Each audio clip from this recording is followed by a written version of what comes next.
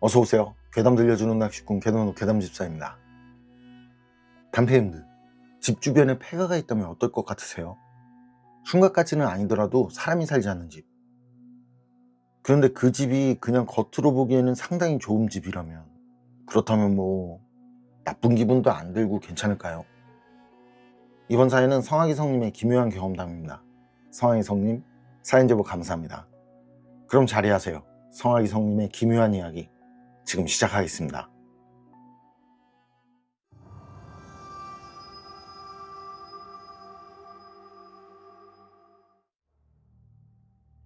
자, 그럼 이야기를 어디서부터 시작해야 할까?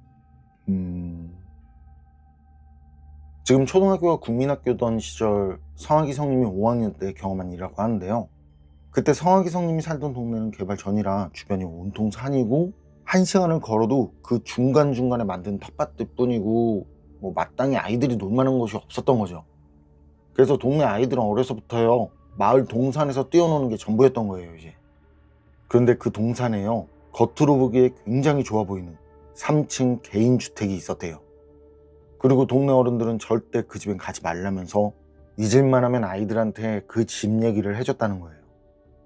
어른들 말에 따르면요 그 집이 예전에요 그 지역에서 알아주는 지역 뉴스에도 가끔 나오는 큰 회사였다는데 그런 회사에 회장이 살던 집이었다나 봐요. 그런데 무슨 이유에서인지 사람들이 이사하는 모습도 보이지 않았는데 어느 날인지도 모를 시점에서 사람 흔적이 느껴지지 않는 빈집이 되어 있었다고. 그리고 그 뒤로는 잠깐 어떤 남자가 거기서 철학관을 했었다는데 그 남자도 1년을 있지 않고 다른 곳으로 갔다고. 그리고 그 뒤로 쭉 빈집으로 있는 곳이었다는데요. 그런데요 그게 그냥 겉으로는 보기에요 조금 지저분하다? 관리가 안 되어 있다? 그냥 그 정도로 보이고 폐가라든지 흉가 같은 느낌이 들지 않는 부자가 사는 집이구나 하는 그런 느낌이 드는 집이었다네요. 그리고 아이들이니까 어때요? 어른들이 가지 말라고 해도 이게 엄청 궁금한 거예요 이제. 그리고 그 집이 학교 가는 지름길에 있는 집이라서요 그걸 매일 보니까 더 무섭지 않게 느껴지고 더 궁금해지고. 그러다 이제 일이 터진 거죠. 그 이상한 경험을 한 날 성악이 성님하고 같이 학교를 다니던 친구 중 하나가요 학교를 마치고 집에 가는 길에 한번 가보자고 그 집에 가보자고 그러더래요. 그러니까 어때요? 성악이 성님도 그렇고 맨날 산에서 흙장난이나 하던 터라 질리기도 질리고 따분하기도 했었고 아닌 게 아니라 맨날 보는 그 집이 궁금하기도 하고 머릿수도 여럿이니까 겁도 덜할 거 아니에요. 그래서 성악이 성님 포함 6은 결국 그 집으로 가게 된 거예요 이제. 그때까진 성악이 성님도 그렇고 또래 친구들도 아주 그냥 신이 나가지고 말이죠 누가 먼저랄 것도 없이요 그냥 신나게 달려갔대요. 뭔가 뭐랄까 모험을 한다는 기분? 새로운 곳을 탐험하는? 당신 그런 비슷한 기분에 심취해 있었다나 봐요.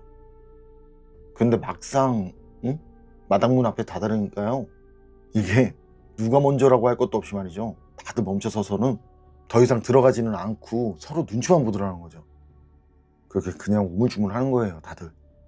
근데 그때 뒤에 있던 친구 하나가 빨리 들어가자면서 조금 있으면 어두워질 텐데 어두워지기 전에 후딱 보고 나오자면서 빨리 들어가자고 그러더래요. 그러니까 어때요? 애들이잖아요. 그 말에 또 이 꼬꼬마들은 와 하면서 누가 먼저 할 것도 없이 그냥 우르르 달려 들어간 거예요. 그렇게 대문을 지나서 마당을 달리는데 멀리서 볼 때랑 가까이서 보는 게 천지 차이더래요. 멀리서는 안 보였던 이게 무슨 동물들이 죽은 건지 알 수 없는 뼈들이 널브러져 있고 이런저런 온전하지 못한 물건들이며 뭐 썩어가는 옷가지랑 신발들이 여기저기 흩어져 있더라는 거죠. 아이들은 그런 것들을 밟으세라 요리조리 피하면서 집 앞까지 도착해서 집에 들어가는 문을 열었는데 그 문이 내려앉아서요 제대로 열리지도 않더래요. 그 외에 바닥을 긁는 그 기분 나쁜 소리 있죠?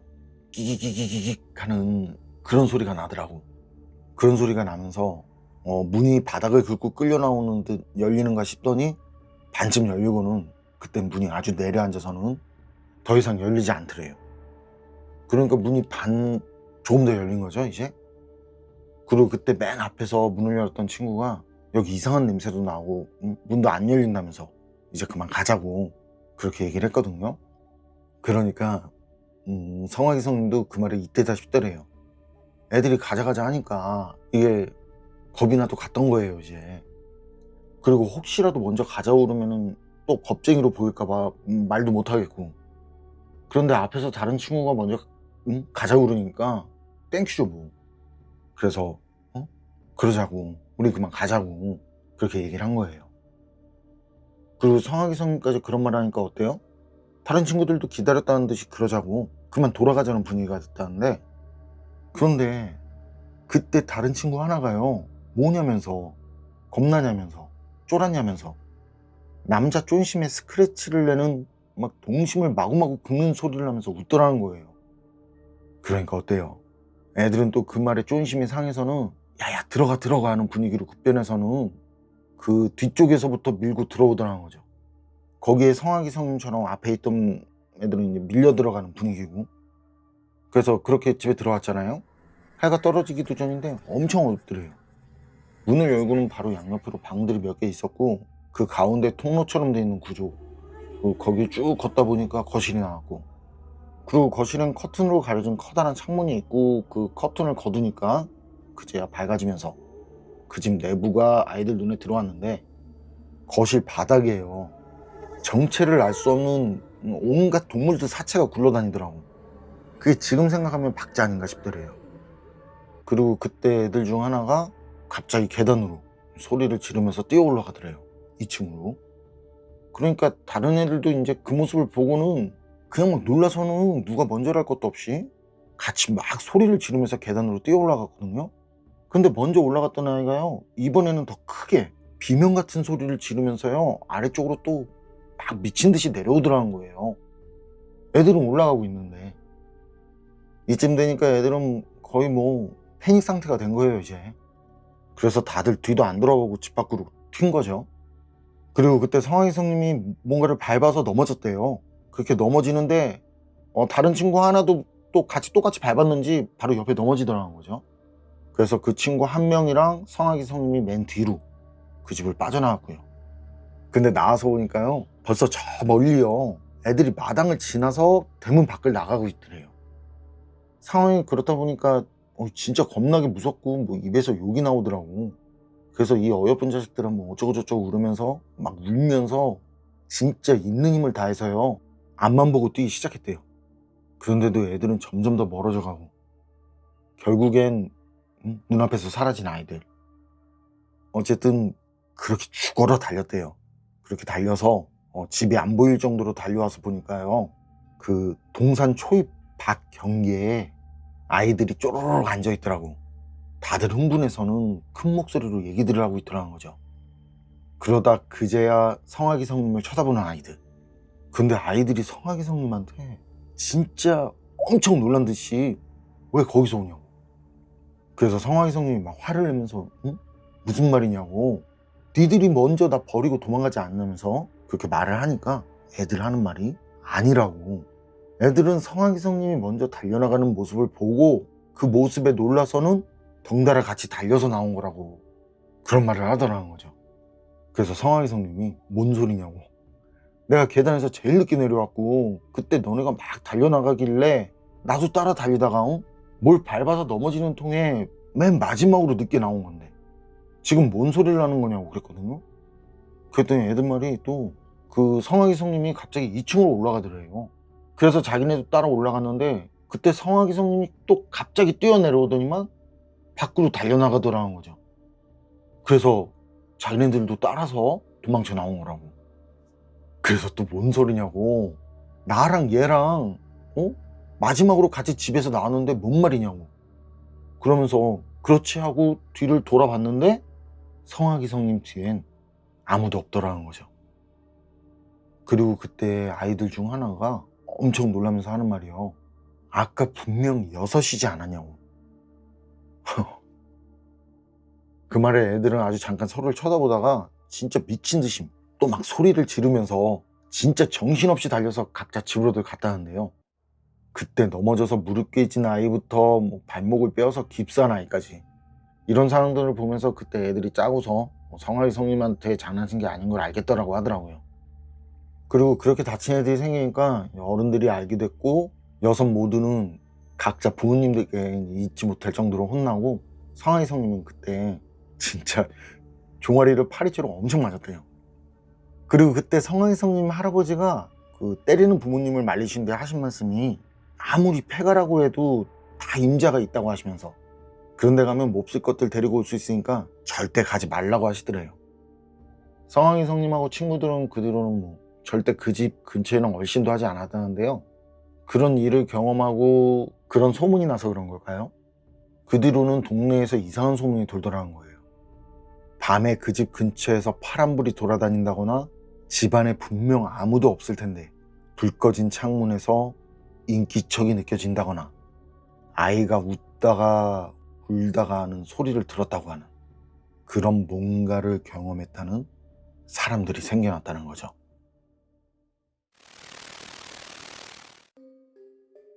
성화기 성님 사연은 여기까지인데요. 그때부터라고 그래요. 성화기 성님이 사람 아닌 존재들을 보게 된 게. 그건 그렇고 여러분 생각은 어떠세요? 성화기 성님 할아버님 말씀처럼 버려진 그런 곳이라고 해도 임자는 따로 존재하는 것일까요? 판단은 여러분께 맡기겠습니다.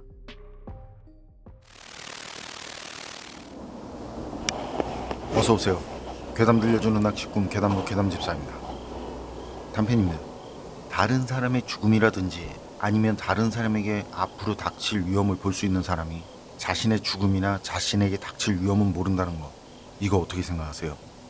다른 사람 팔자는 고쳐도 자기 팔자는 고치지 못하는 걸까요? 다른 뜻은 없고 평소에 정말 궁금했거든요. 어쨌든 다른 사람에게 앞으로 일어날 일들을 볼 수 있다는 거, 그것만큼 기묘하고 놀라운 일도 없을 것 같은데 말이죠. 이번 이야기는 비타님께서 보내주신 사연입니다. 비타님, 사연 제보 감사합니다. 그럼 비타님의 기묘한 경험담, 괴담집사의 시점으로 떨어보겠습니다.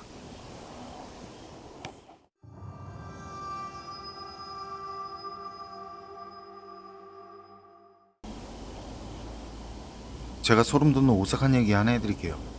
이건 한 15년에서 16년 전에 사촌 여동생이 직접 경험한 일인데요. 사촌 여동생은 그 시절 대학생이었고요. 학교 시험 기간도 끝났겠다, 그동안 쌓인 스트레스도 풀 겸 친한 친구들 몇이랑 해서 대학로를 갔었대요. 그리고 대학로 주변을 돌아다니다가 골목 안쪽에 그냥 신경 쓰지 않고 지나가면 못 볼 것 같은 그런 곳에 점집이 있었다고 그래요. 그래서 거기서 점이나 한번 보자고. 그런데 그 중에 두어 명은 점집 위치도 그렇고, 위치가 그래서인지 바깥에서 볼 때도 분위기도 그렇고, 그래서 그냥 가자고 그랬었나 봐요. 그러니까 다른 친구들이 그래도 궁금하기도 하고 심심하기도 하니까 그냥 재미삼아 한번 보자고들 한 거죠. 그래서 결국엔 다들 심심한데 점이나 한번 보자로 대동단결. 사촌동생은 친구들이랑 같이 그 골목 안쪽 깊숙하게 자리한 점집 입구를 향해서 두려움 반 기대 반으로 걸어갔다고 그래요. 아무래도 점집도 처음인데 위치도 그러니까. 어쨌든 그렇게 점집 입구로 가서 보니까 골목 바깥에서 본 것보다 더 낡은 건물이더래요. 그리고 건물 문을 열었더니 말이죠, 발 크기보다 넓이가 좁은 계단이 좁은 폭으로 경사도 급하고 아찔한 높이로 높게 이어져 있었대요. 그걸 보니까 사촌동생도 점이고 재미고 그냥 가고 싶더라는 거죠. 그런데 다들 말들 없이 계단을 오르니까 다시 가자고 하기도 뭐하니까 그냥 조용히 같이 올라갔다고 그래요. 그리고 그렇게 올라가서 점집에 들어갔더니 하얀 한복을 입은 무당으로 보이는 사람이 부채를 펼치고 앉아 있었고, 사촌 여동생 일행들은 들어가 앉아서 점 보러 왔다고. 그런데 우리가 점 보는 게 처음이라고. 이런 말부터 시작해서 이런저런 이야기를 하는데 점장이가 자기들 말을 대충 듣는 그런 신용만 하는 느낌이 들더라는 거죠. 그건 눈치둔한 사람도 느낄 정도로 그냥 대놓고 그러더라는 거예요. 그리고 시선은 일행 중 한 명만 뚫어져라 쳐다보고 있고, 그러다가 갑자기 그 뚫어져라 쳐다보던 한 명을 좀 전보다 더 격하게 뚫어지게 쳐다보면서 말했대요. 너 지금 뭐가 제일 먹고 싶냐고. 아니, 점 보러 왔다는데 뭐가 먹고 싶냐니, 이 생뚱맞잖아요. 사촌 동생도 그렇게 생각하는데 그 사촌 여동생 친구, 점쟁이가 말을 건 그 친구가 짜장면이라고 대답을 하더래요. 그냥 고민하는 것도 없이 근데 좀 힘 빠진 목소리로. 그러니까 그 말을 들은 점쟁이가 니 그거 오늘 꼭 먹으라고 그러고, 그리고 그런 말을 하고는 바로 몸을 틀어서 등을 보이게 돌아앉더래요. 이제 볼 일 없으니 그냥 나가라는 것처럼 말이죠. 점쟁이가 그러니까 사촌 여동생과 친구들은 눈치를 보다가요, 전본 비용이 얼마냐고 돈을 내겠다고 했더니 점쟁이가 괜히 기분 나쁜 듯이 큰 목소리로 말하더래요. 일 없다고 그냥 가라고. 가서 잊지 말고 짜장면이나 먹으라고. 그러니까 사촌 여동생이랑 친구들은 기분이 이상한 거죠. 자기들이 무슨 잘못을 한 건가, 뭐 왜 자기들이 이런 대접을 받아야 하나 등등. 어쨌든 점집을 나온 뒤에도 기분이 그러니까 그쯤에서 다들 그만 집에 가자고. 그리고 들어가기 전에 기왕 이렇게 된 거 짜장면이나 먹고 가자고. 그래서 다들 짜장면을 먹고 헤어졌대요. 그런데 며칠 후 사촌 여동생에게 전화가 오더래요. 그날 점을 봤던 친구 중에 그 점쟁이가 뭐 먹고 싶냐면서 꼭 잊지 말고 짜장면 먹으라고 했던 그 친구 있잖아요. 그 친구가 갑자기 죽었다고 하는 거예요. 그 친구의 갑작스러운 비보에 그 친했던 친구들은 다 같이 가서 장례식을 치렀다고 해요. 그런데 아무리 생각해도 그날 점쟁이가 한 말이 신경이 쓰이더란 거예요. 그리고 가슴 한켠에 그 꺼림직한 느낌이 마치 고구마를 먹다 막힌 그런 느낌처럼 답답한 느낌이 들어서 말이죠. 그때 갔던 친구들한테 연락을 해서 다시 그 점집을 방문했대요. 그리고 그 점장이한테 사실대로 얘기했대요. 그때 아줌마가 짜장면 먹으라고 했던 그 친구가 죽었다고. 혹시 그리 될 줄 알고 계셨냐고. 알고 계셨으면 얘기해 줄 수 있지 않았냐고. 그러자 그 점쟁이 아줌마가 꼬름한 얼굴을 하더니 너희들 들어올 때 한 명만 거꾸로 들어오는데 꼭 갈 사람한테 뭔 말을 하겠냐고 하더래요. 그냥 먹고 잡은 거나 먹으라고 하지. 그리고 고마 재수없으니까 얼른 나가라는 말까지. 그래서 사촌 여동생이랑 친구들은 점쟁이한테 쫓겨나듯이 나왔고요. 점집에서 나온 사촌 여동생 일행들은 너무 어이가 없었지만 뭐 할 수는 없고, 정말 점쟁이 눈에는 곧 죽을 사람이 눈에 보였던 건가 하는 그런 생각이 드니까 태어나서 처음 느껴보는 그런 공포감까지 들 정도로 너무 무서웠다고 하더라고요. 그리고 그 뒤로 사촌 여동생은 트라우마가 생겨서 절대 점집은 다니지 않고 있다고 합니다.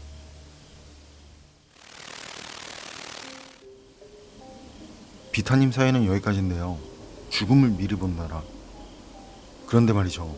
다른 사람의 죽음은 보여도 자신의 죽음은 보이지 않는 걸까요? 다른 사람의 앞날은 알아도 자신의 앞날은 모르는 걸까요? 얼마 전에도 기사가 나왔지만 저수지에 빠져 죽은 무속인들 얘기가 있었잖아요. 그런 죽음을 미리 봤다면 피할 수 있었을 것 같은데 말이죠.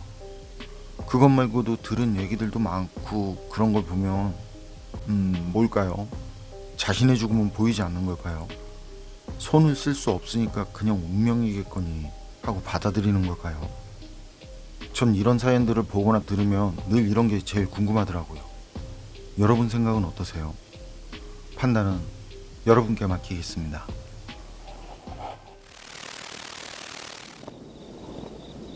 어서오세요. 괴담 들려주는 낚시꾼 괴담로 괴담집사입니다. 한패님들, 이사를 했는데 그 집에서 있었던 어떤 사고와 관련된 듯한 그런 일이 그 집에 같이 사는 특정 누구에게만 일어나요. 물론 그 집에 사는 모두는 그 집에서 어떤 일이 있었는지 모르는 상태고요. 그런데 이후에 그 집을 나와서 다른 곳으로 이사를 가니까 이상한 증상을 보이던 사람이 정상으로 들어왔어요. 이런 경우 그 집 영향을 받았던 그런 거라고 생각할 수 있을까요? 이번 이야기는 미모의 똥차댕이님께서 보내주신 사연입니다. 미모의 똥차댕이님, 사연 제보 감사합니다. 그럼 미모의 똥차댕이님의 사연, 괴담집사의 시점으로 떨어보겠습니다.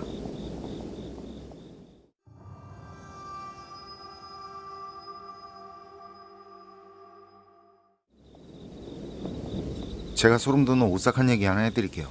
지난 사연에서 말씀드린 사촌동생, 그 동생은 고등학교를 졸업하고 대학 대신 광주에 있는 기술학원에 들어갔어요. 처음에는 기숙사 생활을 했는데 그 후에는 친구 형제와 함께 자취 생활을 했는데요. 원래는 동생 친구와 친구 동생 이렇게 형제 둘이서만 살고 있었는데 집 계약이 만료되면서 이사를 계획하고 있었던 중에 다들 같은 고등학교를 나왔고, 동생은 그때까지 고등학생이고요. 그 둘이 같은 기술학원을 다니고 있던 터라 동생 친구가 동생한테 어차피 맨날 붙어있는 거 동생한테 같이 살자고 제안한 거죠. 아래부터는 동생 친구를 일수, 일수 동생은 삼수라고 할게요. 그래서 같이 살기로 한 동생은 일수랑 삼수랑 해서 같이 집을 보러 다니고, 그리고 그렇게 본 곳들 중 셋이 만장일치로 결정한 곳은 외곽에 있는 오래된 아파트 1층이었어요. 아파트 입구에는 고추밭, 상추밭 막 이런 거 자잘한 밭들이 있고, 빨래 놀라고 줄도 매여 있고, 대충 상상이 되시죠?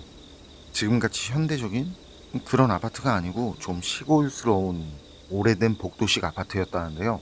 그래도 나름 아파트인데도 전세 3천에 투룸, 심하게 저렴한 조건에 셋은 바로 그 자리에서 계약을 하게 된 거죠. 그런데 그 집에 들어가고 나서부터 삼수를 중심으로 이상한 일이 벌어지기 시작했어요. 삼수가 이상한 행동을 보인 것들 중 몇 가지를 얘기하자면, 조용한 성격의 형들에게 고분고분했던 삼수였는데 그 집에 들어간 뒤부터는 혼잣말이 늘었어요. 뭐 그 전부터 가끔 혼잣말을 했을 수는 있겠죠. 그런데 그 집에선 눈에 띄게 혼잣말을 하면서 돌아다니더라는 거예요. 동생이랑 일수가 거실에서 TV를 보고 있는데 뭘 먹으려고 주방에 있던 삼수가 막 욕을 하면서 겁나 시끄럽네 이러고, 그래서 동생이랑 삼수 형인 일수가 발끈해서는 너 지금 뭐라고 했냐고 그러면, 그땐 또 애가 막 정신을 차린 듯이 형 뭐라고? 이러는, 자기가 방금 한 말을 기억하지 못하더라는 거예요. 그리고 냉장고 문을 열어놓고 멍하니 서 있는 채로 막 욕을 해가면서 겁나 목마르네 이러다가는 바로 또 욕을 막 해가면서 니 지금 계속 물 처먹었잖아 이러고 있고, 막 이렇게 혼자서 1인 2역으로 이야기하는데 그때 삼수는 가만히 선 채로 입만 움직이더래요. 그리고 그때도 뭐하냐고 물어보면 기억을 못하고, 그때 동생도 일수도 그런 삼수를 보면서 무서워서는 괜히 더 화를 낸 거라고 하더라고요. 진짜 그 상황이 엄청 무서웠다 그래요. 그리고 한 번은 주말에 일수가 화내는 소리에 잠이 깬 동생, 일수는 이욕저욕 쌍욕을 막 하면서 언제 나갔냐고 삼수한테 화를 내고 있었다는데요. 그렇게 화내는 일수 앞에서 당황하고 있는 삼수. 나중에 일수가 이야기해 준 상황은 이래요. 일수가 일어나자마자 화장실 앞에 있는 컴퓨터를 켜고 게임을 하려는데 화장실에서 샤워하는 소리가 나더래요. 평소에 삼수가 워낙에 씻는 걸 좋아해서 아침 저녁 안 가리고 뭐 그냥 시도 때도 없이 그렇게 씻었다고 하더라고요. 그래서 별 의심 없이 컴퓨터 하면서 삼수냐? 뭐 지금 씻어? 이렇게 물었더니 안에서 형 나 씻고 있어. 그렇게 삼수가 대답을 했고요. 거기 욕실은 샤워기나 세면대가 없어서 물을 바가지에 받아서 그렇게 씻어야 했거든요. 삼수가 대답을 한 대로도 바가지에 물을 받아서 몸에 끼얹는 소리가 들리고, 그리고 한참 동안 그렇게 씻는 소리가 욕실에서 들려오고, 일수는 평소처럼 그냥 그러느냐 하고 게임에 빠져있는데 갑자기 현관문이 열리면서 삼수가 들어오더래요. 형, 나 편의점에서 참치 사왔어. 우리 이걸로 밥 먹자 하면서. 일수는 손에 참치캔을 들고 해맑게 서 있는 삼수를 보고는 당황해서는 바로 화장실 문을 열었는데 화장실엔 아무도 없더라는 거죠. 심지어 물기도 없고. 그래서 오싹해진 일수는 아무것도 모르는 삼수한테 화를 낸 거고, 그 소리에 동생이 일어난 거였어요. 물론 동생은 자고 있었으니까 그 물소리나 상수 목소리는 못 들었다고 하고, 그런데 더 심각한 거, 그 뒤로 삼수의 상태가 점점 심각해졌다는 거.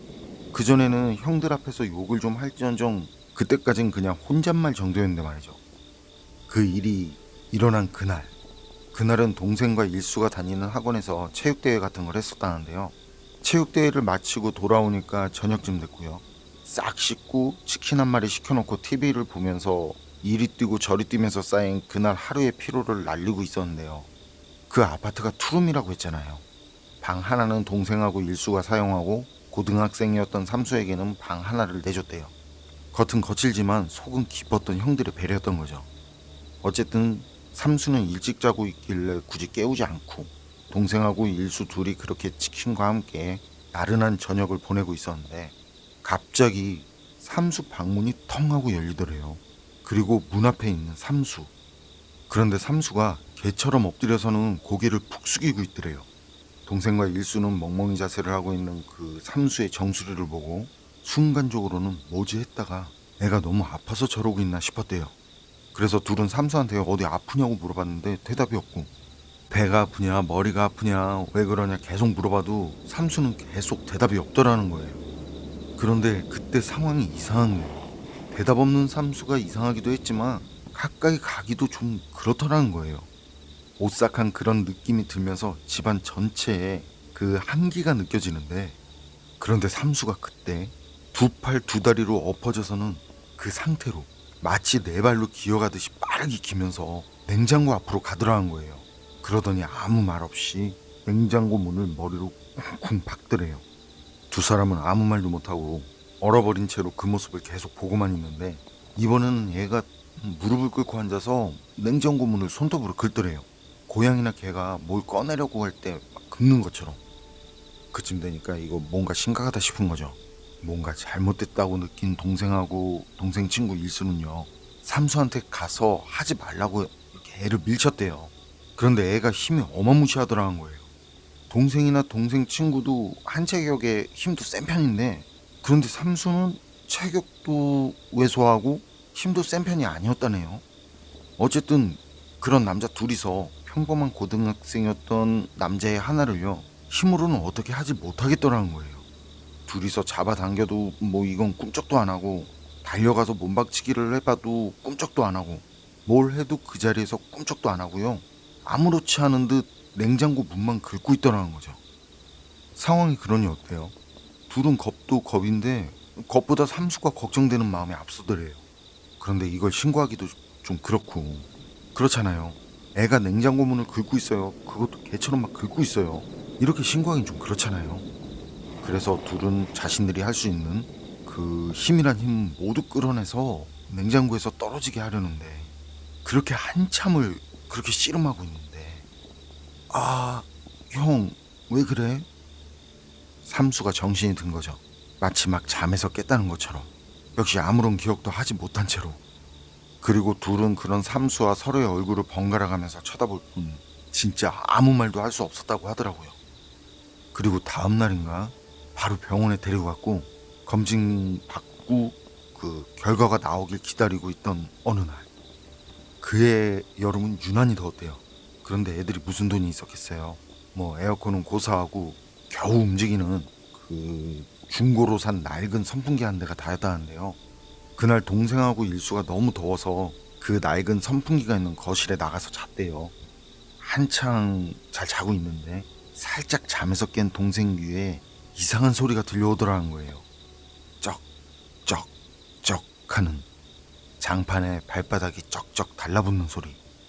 누군가가 누워있는 동생하고 일수 주변을 맨발로 뱅글뱅글 돌고 있더라는 거죠. 그래서 동생이 살짝 보니까요, 역시 아니나 다를까 삼수더라는 거예요. 그때 삼수는 지난번처럼 개나 고양이같이 고개를 푹 숙인 채로 네 발로 걷듯이 그렇게 엎드려서 빠르게 형들 주위를 돌고 있더라고. 그걸 보고 소름이 쫙 돋은 동생은 그 옆에 자고 있는 일수를 깨워야겠다는 생각이 들어서 말이죠, 조용히 손가락으로 일수 허벅지를 콕 찌르는데, 그때 일수가 허벅지를 찌르는 동생 손목을 확 잡더래요. 맞아요. 그때 일수도 깨어 있었던 거예요. 그리고 둘은 그때 깨어 있는 상태로 너무 무서워서 필사적으로 자는 척을 했다네요. 그리고 삼수는 그렇게 한참을 돌다가 그 상태로 자기 방으로 가더래요. 거실에 남은 둘은 또 뭐가 남아있을 줄 몰라서 그렇게 겁에 질린 채로 자는 척을 하다가 누가 먼저랄 것도 없이 자신들도 모르게 진짜로 잠들었다고 하고요. 다음날 삼수는 마찬가지로 밤에 있었던 일을 기억하지 못했고요. 그냥 형들이 평소에 하는 농담처럼 그렇게 받아들이면서 그냥 혼자 실실 웃더래요. 그리고 하이라이트, 힘들게 일을 마치고 돌아온 동생하고 일수가 거실에서 맥주 한 캔씩 하면서 TV를 보고 있었다는데요. 그런데 그때 갑자기 삼수 방문이 열리면서 삼수가 튀어나오더래요. 전처럼 사족보행으로. 그리고 그렇게 뛰쳐나온 삼수가 향한 곳은 베란다 창문이었어요. 그런데 이전과 달랐던 점은 삼수 입에서 나온 소리였다는 거죠. 동생 말로는 고양이 소리 같았대요. 그릇그릇거리기도 하고, 평소 저음이었던 삼수 목소리로는 상상도 안 되게 아주 높은 톤으로 꼭 개나 고양이 꼬리를 밟으면 내는 그런 쇠 긁는 소리 같은 그런 동물들의 비명소리 있잖아요. 그런 소리.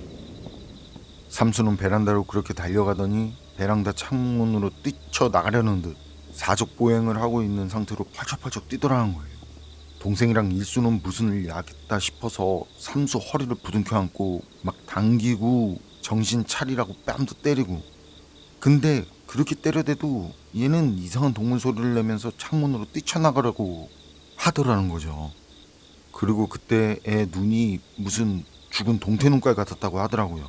동생 표현으로는 어디도 보고 있지 않은 눈, 그런 눈이더래요. 표현을 하기 힘들지만 굳이 표현을 한다면 그런 눈. 분명 눈을 뜨고 있는데 깜빡이지도 않고 생기도 없고 초점도 없고 어딜 보는지도 모르겠는 그런 눈. 동생이랑 일수는 그런 삼수 눈을 보니까 얘를 지금 놓치면 진짜 큰일 나겠다고 그렇게 서로 소리를 지르면서 사력을 다해서 애를 둘이 잡아당기고 정신 차리게 하려고 소리도 지르고 뺨도 때리고 아주 난리에 난리를 쳤다고 하더라고요. 동생 그때 0.1톤이었어요. 그리고 일수도 비슷했고, 그런 둘이 잡아당기는데도 삼수는 꿈쩍을 하지 않더래요. 뺨을 때려도 삼수는 움직이는커녕 미동도 없었다는데, 그때 동생 말로는 그 삼수를 때리는데 벽을 치는 듯한 느낌? 그때 그런 느낌이 들더라는 거예요. 어쨌든 동생하고 일수가 그렇게 사력을 다해가면서 삼수랑 한참을 실랑이 했대요. 그리고 계속 맞고 있던 삼수가 갑자기 정신을 차렸고, 그런데 그때 삼수가 하는 말이 왜 때리냐고, 형들 자기 왜 때리냐고, 아무것도 기억을 하지 못한 채 그런 말을 하더라는 거죠. 그리고 검진 결과가 나오는 날이 돼서 병원에 갔더니 아무 이상 없다 그러고, 동생은 그 사건 이후 조금 지나서 그 집을 나왔어요. 실습 업체가 좀 먼 곳으로 배정돼서 그 업체 기숙사에 들어가게 된 거죠. 일수랑 삼수도 몇 달 정도 더 살다가 계약 기간 마치고 나왔다고 하는데요. 일수랑 삼수가 그 집에서 나올 때 동생도 이사를 도우러 갔었대요. 그리고 그날 집을 중개해준 부동산 사람을 만났는데 그때 그게 하도 이상하니까 그래서 물어봤다고 하더라고요. 그랬더니 그 사람 말이 그 집이 얘네들 들어오기 직전까지 점집이었다고. 그런데 이유 모를 화재가 나서 그 집에 살던 사람들이 다 죽었다고. 그래서 집이 싸게 나왔던 거라고. 그리고 그 집이 진짜 무슨 문제가 있거나 그게 원인이었던 것처럼 말이죠. 집에서 나온 뒤 삼수는 전처럼 정상으로 돌아갔고요. 그리고 셋은 지금까지도 잘 지내고 있다고 그러네요. 그리고 이건 제 동생과 동생 친구 형제가 모두가 화재로 죽은 점집에서 같이 살면서 경험한 실화입니다.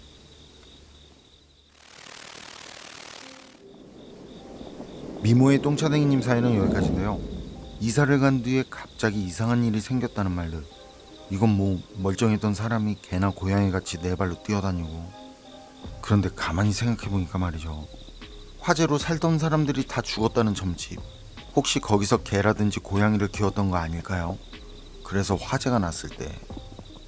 어쨌든 사연을 경험한 당사자분들은 무섭고 힘든 경험이었겠지만 좀 씁쓸한 기분이 드는 사연이었던 것 같아요. 이번 사연. 괴담록 오늘 이야기는 여기까지입니다. 그럼 전 다음에 또 다른 사연으로 찾아뵙겠습니다. 늘 건강하시고 평온하세요. 함께 해주셔서 고맙습니다.